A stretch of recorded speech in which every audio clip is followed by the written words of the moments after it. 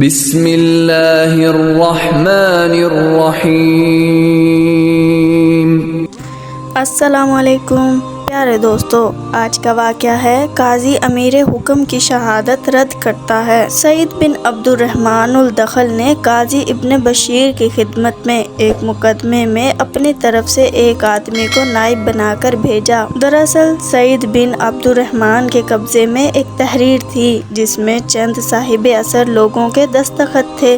دستخط کندگان میں سے سارے لوگوں کی وفات ہو چکی تھی، صرف امیر المومنین اور ایک آدمی زندہ تھے۔ یہ دوسرا آدمی سعید بن عبد الرحمن کے حق میں لکھی گئی تحریر کی گواہی تو دیتا تھا، مگر کچھ دنوں بعد اس کی بھی موت واقع ہو گئی۔ ادھر تحریر سے متعلقہ مقدمہ وقت کے ساتھ ساتھ پیچیدہ ہوتا جا رہا تھا۔ ایک دن سعید بن عبد الرحمن یہ نوشتہ لے کر امیر حکم کے پاس گیا اور اس میں سے امیر کے دستخط دکھائے جو اس نے اپنی خلافت سے پہلے اپنے باپ کے عہد حکومت میں کیے تھے۔ سعید بن عبد الرحمن نے امیر کو یہ نوشتہ بطور یاد دہانی دلایا تاکہ قاضی کے پاس جب نوشتہ جائے تو وہ اسے نافذ کرے اور اس کو باطل قرار دینے سے گریز کرے۔ امیر حکم اپنے چچا سعید بن عبد الرحمن کی بے انتہا تعظیم و توقیر کرتا ان کی باتیں قبول کرتا تھا۔ اس نے جب وہ نوشتہ دیکھا تو کہنے لگا، چچا جان، اب ہم شہادت دینے کے قابل نہیں رہے۔ ہم دنیاوی چاہت میں جس طرح سے ٹوٹ پڑے ہیں اس سے آپ بخوبی واقف ہیں۔ ہمیں خدشہ ہے کہ اگر قاضی کے سامنے ذلت و رسوائی کا موقف اختیار کرنا پڑا تو ہمیں اپنی سلطنت کا سودا کرنا پڑ سکتا ہے۔ اس لیے میرا مشورہ ہے کہ براہ کرم آپ قاضی کا فیصلہ قبول کرنے میں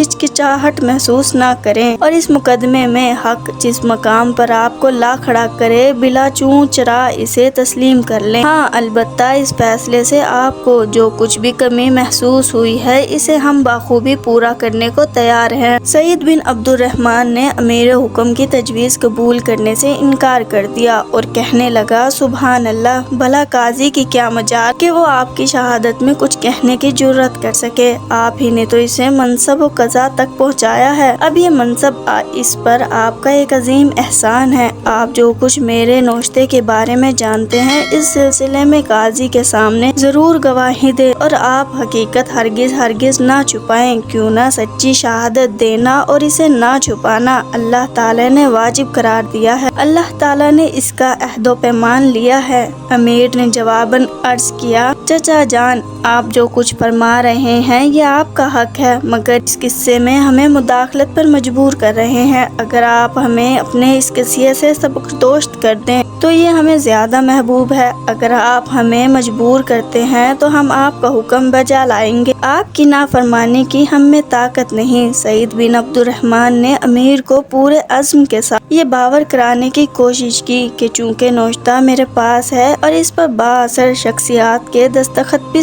ثبوت ہیں، اس لیے بہرحال مقدمے کا فیصلہ تو میرے ہی حق میں صادر ہونے والا ہے۔ غرض چچا کا اصرار دے کر امیر حکم نے قاضی کے سامنے شہادت دینے کا وعدہ کر لیا۔ چنانچہ اس نے مشہور زمانہ دو فقیہوں کو بلایا، ایک کاغذ پر اپنی شہادت کا مضمون لکھا اور اس پر مہر لگا کر دے دیا۔ پھر گویا ہوا آپ دونوں میرا یہ نوشتہ لے کر قاضی کی خدمت میں جائیں۔ دونوں فقیہ حکم کی تعمیل میں قاضی کی خدمت میں اس وقت پہنچے جب وہ عدالت کی کرسی پر گواہوں کے بیانات سننے کے بعد جلوہ افروز ہوا۔ جب انہوں نے خلیفہ کا خط قاضی کے ہاتھ میں دیا تو اس نے خط کا مضمون پڑھا اور فقیہوں کی بات سن کر گویا ہوا، میں نے آپ دونوں کا مقصد سن لیا ہے، اب آپ لوگ بخیر و عافیت اللہ کی عفت و امان میں واپس جا سکتے ہیں۔ اتنے میں سعید بن عبد الرحمن کا نائب حاضر ہوا اور پورے اعتماد کے ساتھ قاضی سے یوں مخاطب ہوا، آپ کے پاس امیر کی شہادت بھی پہنچ چکی ہے، اب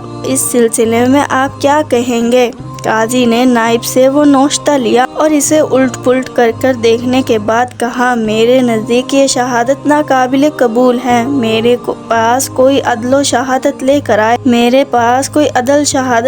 آئے۔ یہ فیصلہ سنتے ہی نائب گھبرا سا گیا اور جلدی سے सईद बिन अब्दुर्रहमान की खिदमत में पहुंचा और हकीकत हाल से आगाह किया। जब सईद बिन अब्दुर्रहमान के कानों से काजी का फैसला टकराया तो गोया कि इसके पांव तले से जमीन खिसक गई। फौरन सवारी पर बैठा और अमीर हुक्म की खिदमत में पहुंचकर ये वावेला करने लगा, हमारी सल्तनत चली गई, हमारा रोबो दबदबा ज़ाइल हो गया। इस काजी की ये मजाल कि आपकी शहादत को भी रद्द कर दिया और रद्दी की टोकरी में डाल दिया। सईद ने अमीर को मजीद उकसाते हुए कहा, अल्लाह ताला ने आपको हुकूमत सौंपी है और अपने बंदों के अमीर के तौर पर आपको मुंतखब किया है। आप मुसलमानों के जानो माल का निगहबान